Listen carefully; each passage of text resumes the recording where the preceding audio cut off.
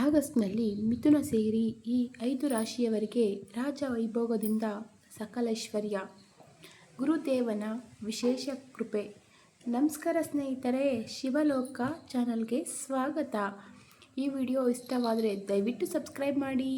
August 14ರಂದು ಕಟಕ ರಾಶಿಯಲ್ಲಿ ಗುರುಗ್ರಹ ಉದಯಿಸಲಿದೆ. ಈ ಸಮಯದಲ್ಲಿ ಕೆಲ ರಾಶಿಯವರಿಗೆ ಗುರುವಿನ ವಿಶೇಷ ಅನುಗ್ರಹದೊಂದಿಗೆ ಹಣ ಆಗಮನದ ಹಾದಿಗಳು ಸುಗಮವಾಗಲಿವೆ. ಹಾಗಾದರೆ ಬೃಹಸ್ಪತಿ ಗುರು ಯಾವ ರಾಶಿಯವರ ಕೈ ಹಿಡಿಯಲಿದ್ದಾನೆ ಎಂದು ತಿಳಿಯಿರಿ. ನವಗ್ರಹಗಳಲ್ಲಿ ಗುರುವನ್ನು ದೇವರುಗಳ ಗುರು ಎಂದು ಪರಿಗಣಿಸಲಾಗುತ್ತದೆ. ಈ ಗುರು ವರ್ಷಕ್ಕೊಮ್ಮೆ ತನ್ನ ರಾಶಿಯನ್ನು ಬದಲಾಯಿಸುವುದು. ಆ ರೀತಿಯಾಗಿ ಗುರು ಇತ್ತೀಚೆಗೆ ಕರ್ಕಾಟ ರಾಶಿಗೆ ಪ್ರವೇಶಿಸಿದನು.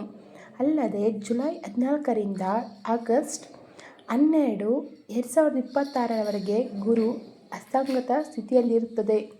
ಅದರ ನಂತರ ಆಗಸ್ಟ್ 14ರಂದು ಗುರುಗ್ರಹವು ಕರ್ಕಾಟಕ ರಾಶಿಯಲ್ಲಿ ಉದಯಿಸುತ್ತಾನೆ. ಗುರುಗ್ರಹ ಅಸಂಗತ ಸ್ಥಿತಿಯಲ್ಲಿದ್ದಾಗ ಅದು ದುರ್ಬಲವಾಗಿರುತ್ತದೆ. ಪರಿಣಾಮವಾಗಿ ಗುರುವಿನಿಂದ ಪಡೆದ ಪ್ರಯೋಜನಗಳು ಅಶುಭವಾಗಿರುತ್ತದೆ.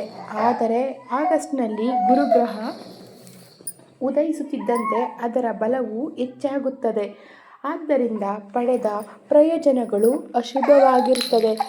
ಆದರೆ ಆಗಸ್ಟ್ನಲ್ಲಿ ಗುರುಗ್ರಹ ಉದಯಿಸುತ್ತಿದ್ದಂತೆ ಅದರ ಬಲವು ಹೆಚ್ಚಾಗುತ್ತದೆ. ಅದರಿಂದ ಪಡೆದ ಪ್ರಯೋಜನಗಳು ಅದ್ಭುತವಾಗಿರುತ್ತದೆ. ಗುರು ಉದಯಿಸಿದಾಗ 12 ರಾಶಿ ಚಕ್ರದವರ ಜೀವನದಲ್ಲಿ ಪ್ರಭಾವ ಬೀರುತ್ತದೆ.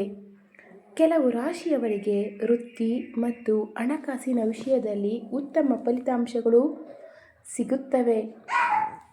ಹಾಗಾದರೆ ಈಗ ಕರ್ಕಾಟಕದಲ್ಲಿ ಗುರುವಿನ ಉದಯದಿಂದಾಗಿ ಯಾವ ರಾಶಿಚಕ್ರದವರಿಗೆ ಅದೃಷ್ಟ ಒಲಿದು ಬರಲಿದೆ ಎಂದು ಒಂದೊಂದಾಗಿ ತಿಳಿದುಕೊಳ್ಳೋಣ ಬನ್ನಿ. ಮೊದಲನೇದಾಗಿ ಕುಂಭರಾಶಿ. ಗುರುವು ಕುಂಭ ರಾಶಿಯ 6ನೇ ಮನೆಯಲ್ಲಿ ಉದಯಿಸುತ್ತಾನೆ. ಇದು ನಿಮಗೆ ಪೂರ್ಣ ಅದೃಷ್ಟವನ್ನು ನೀಡುತ್ತದೆ. ದೀರ್ಘಕಾಲದಿಂದ ಬಾಕಿ ಉಳಿದಿರುವ ಕೆಲಸಗಳು ಯಶಸ್ವಿಯಾಗಿ ಪೂರ್ಣಗೊಳ್ಳುವುದು. ನೀವು ಕೆಲಸದಲ್ಲಿ ನಿಮ್ಮ ಜವಾಬ್ದಾರಿಗಳನ್ನು ಪೂರೈಸುತ್ತೀರಿ. ಹಣ ಇದ್ದಕ್ಕಿದ್ದಂತೆ ಬಂದು ಸಂಗ್ರಹವಾಗುತ್ತದೆ. ಆರ್ಥಿಕ ಪರಿಸ್ಥಿತಿ ಸುಧಾರಿಸುವ ಸಮಯ ಕೂಡ ಇದಾಗಿದೆ. ಕುಟುಂಬದಲ್ಲಿ ಇದ್ದ ಎಷ್ಟೋ ಸಮಸ್ಯೆಗಳು ಕೊನೆಗೊಳ್ಳುತ್ತವೆ. ಸಂಬಂಧಿಕರಿಂದ ನಿಮಗೆ ಬೆಂಬಲ ಸಿಗುತ್ತದೆ. ನಿಮ್ಮ ಹೊಸ ಮನೆ ಮತ್ತು ವಾಹನವನ್ನು ಖರೀದಿಸುವ ಅವಕಾಶಗಳು ಕೂಡ ಇವೆ. ಮನೆಯಲ್ಲಿ ಶುಭ ಘಟನೆಗಳು ನಡೆಯುವ ಲಕ್ಷಣಗಳೂ ಇವೆ. ಎರಡನೇದಾಗಿ ಮೇಷರಾಶಿ. ಮೇಷರಾಶಿಯವರಿಗೆ ಗುರು ಆಗಸ್ಟ್ 14ರಿಂದ ವಿಶೇಷ ಪ್ರಯೋಜನಗಳನ್ನು ನೀಡಲಿದ್ದಾನೆ. ಗುರು ನಿಮ್ಮ ಜಾತಕದ 4ನೇ ಮನೆಯಲ್ಲಿ ಉದಯಿಸುತ್ತಾನೆ. ಇದರಿಂದಾಗಿ ನೀವು ಕೆಲಸದಲ್ಲಿ ಪ್ರತಿಭೆಯನ್ನು ಪ್ರದರ್ಶಿಸಲು ಅವಕಾಶಗಳನ್ನು ಪಡೆಯುವಿರಿ. ಕುಟುಂಬ ಜೀವನ ಸಂತೋಷವಾಗಿರುತ್ತದೆ. ಹೊಸ ಹೂಡಿಕೆಗಳಿಂದ ಉತ್ತಮ ಲಾಭಗಳು ಕೂಡ ಸಿಗಲಿವೆ.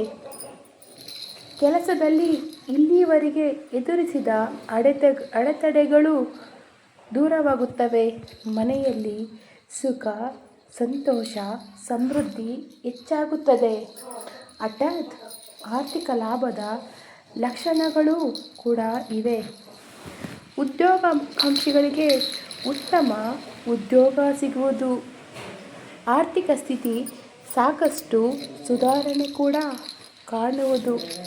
ಒಳ್ಳೆಯ ನೆಮ್ಮದಿ ವಾತಾವರಣ ಈ ಸಮಯದಲ್ಲಿ ಇರುತ್ತದೆ. ಮೂರನೇದಾಗಿ ಕಟಕ ರಾಶಿ. ಕಟಕ ರಾಶಿಯ ಲಗ್ನ ಸ್ಥಾನದಲ್ಲಿ ಗುರು ಉದಯಿಸಲಿದ್ದಾನೆ. ಹೀಗಾಗಿ ಕಟಕ ರಾಶಿಯವರ ಬಾಳು ಬಂಗಾರವಾಗುವುದು. ಈ ಸಮಯದಲ್ಲಿ ನಿಮ್ಮ ಕೌಟುಂಬಿಕ ಜೀವನದಲ್ಲಿ ನೆಮ್ಮದಿ, ಸಂತೋಷ ನೆಲೆಸುವುದು. ಆರ್ಥಿಕ ಸ್ಥಿತಿ ಸಾಕಷ್ಟು ದೂರ ಕಾಣಲಿದೆ. ಹಿಂದೆ ಮಾಡಿದ ಸಾಲಗಳನ್ನು ನೀವು ತೀರಿಸುವಿರಿ. ಸ್ವಂತ ಹುದ್ದೆಯಲ್ಲಿ ಇರುವವರಿಗೆ ಅಪಾರ ಲಾಭವಿದೆ. ನಿಮ್ಮ ಆದಾಯದ ಮೂಲಗಳು ವೃದ್ಧಿಯಾಗುತ್ತವೆ. ಉದ್ಯೋಗದಲ್ಲಿದ್ದ ಅಡೆತಡೆ, ಮನಸ್ತಾಪ ದೂರವಾಗಲಿದೆ. ಇದರಿಂದ ನಿಮ್ಮೆಲ್ಲ ಸಾಲಗಳನ್ನು ನೀವು ತೀರಿಸುವಿರಿ. ನಿಮ್ಮ ಜಾಣ್ಮೆ, ಬುದ್ಧಿವಂತಿಕೆಯನ್ನು ಉದ್ಯೋಗದ ಸ್ಥಳದಲ್ಲಿ ಎಲ್ಲರೂ ಮೆಚ್ಚುತ್ತಾರೆ. ಅದೃಷ್ಟ ನಿಮ್ಮ ಬೆನ್ನ ಹಿಂದೆ ಇರಲಿದೆ.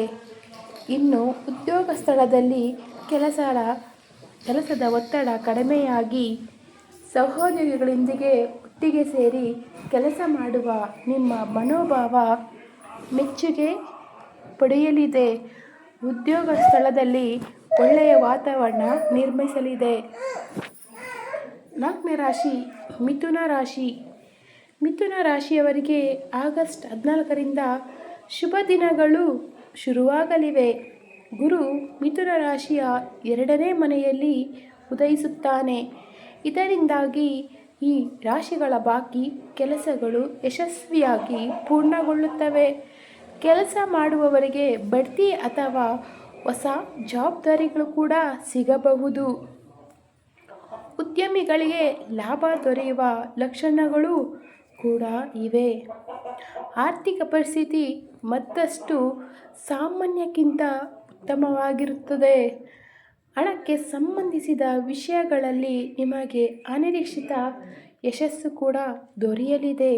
ಜೊತೆಗೆ ದೀರ್ಘಕಾಲೀನ ಕಠಿಣ ಪರಿಶ್ರಮದ ಫಲಿತಾಂಶಗಳನ್ನು ನೀವು ಪಡೆಯುವಿರಿ.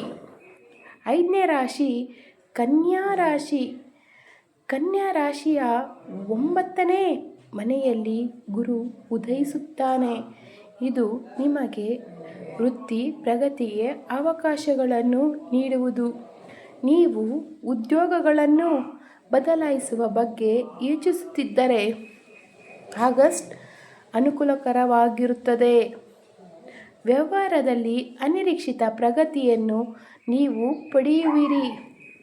ವೆಚ್ಚಗಳು ಕಡಿಮೆಯಾಗುತ್ತವೆ. ಜೊತೆಗೆ ಉಳಿತಾಯ ಹೆಚ್ಚಾಗುವುದು. ನಿಮ್ಮ ಕುಟುಂಬ ಹಾಗೂ ಸ್ನೇಹಿತರಿಂದ ನಿಮ್ಮ ಕೆಲಸದಲ್ಲಿ ಸಂಪೂರ್ಣ ಬೆಂಬಲ ಸಿಗುತ್ತದೆ. ಜೊತೆಗೆ ಆತ್ಮವಿಶ್ವಾಸವೂ ಕೂಡ ಹೆಚ್ಚಾಗುತ್ತದೆ. ವಿದ್ಯಾರ್ಥಿಗಳಿಗೆ ಇದು ತುಂಬ ಅದ್ಭುತವಾದ ಅವಧಿ. ವಿದೇಶದಲ್ಲಿ ವಿದ್ಯಾಭ್ಯಾಸ ಮಾಡಲು ಇಚ್ಛಿಸುವವರಿಗೆ ಉತ್ತಮ ಅವಕಾಶಗಳು ಕೂಡ ಈ ಸಮಯದಲ್ಲಿ ಸಿಗಬಹುದು. ದಯವಿಟ್ಟು ಸಬ್ಸ್ಕ್ರೈಬ್ ಮಾಡಿ. ಧನ್ಯವಾದಗಳು.